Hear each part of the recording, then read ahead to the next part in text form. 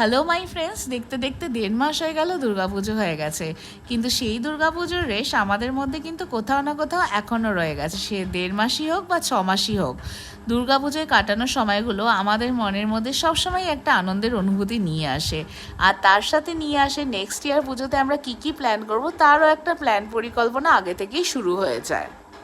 দুর্গাপূজার অনেক আনন্দের মধ্যে আমাদের বাঙালিদের কিন্তু বাড়ি গোছানো, আশেপাশটা সাজানো, মণ্ডপ সাজানো একটা বড় জিনিস হয়ে থাকে। আর সেই মণ্ডপ ডেকোরেশন যদি আমরা আবাসনের সবাই মিলে করে থাকি, সেটা কিন্তু খুবই স্পেশাল হয়ে যায়।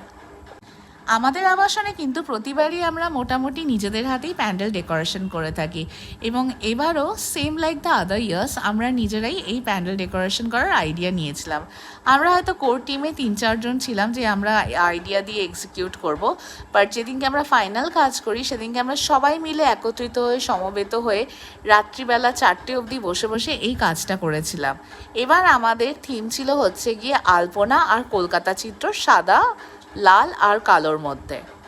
এই লাল কালো কালারটা মডার্ন অ্যান্ড ক্লাসিক্যাল দুটোর ইমেজটাকেই খুব ভালো কম্বিনেশনে ধরে রেখেছিল, এবং আমরা মেজরলি নিজেরাই আঁকলাম, ডিজাইন করলাম। বাইরে একটু একটু বৃষ্টি পড়ছিল, তাতে কি বাচ্চারা বড়রা সবাই মিলে একসাথে হয়ে চতুর্থী দিন রাত্রিবেলা আমরা প্যান্ডেলটাকে সাজিয়ে ফেললাম। তার মধ্যে যেটা ছিল চালচিত্র বানানো।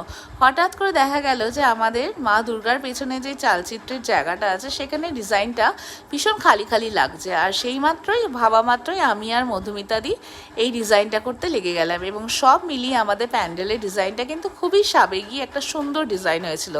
কলকার মধ্যে লাল দিয়ে আলপনা এবং কালো দিয়ে কলকাতার গাড়ি, পুরনো জিনিসপত্র, পালকি এবং নানা রকম আমাদের হেরিটেজ বিল্ডিংগুলোকে ধরা, তার সাথে কলকাতার যে আমাদের একটা ডিফারেন্ট টাচ আছে সেটাকেও আমরা ধরার চেষ্টা করেছিলাম। আর এইভাবেই ছিল আমাদের এবারে দুর্গাপুজো।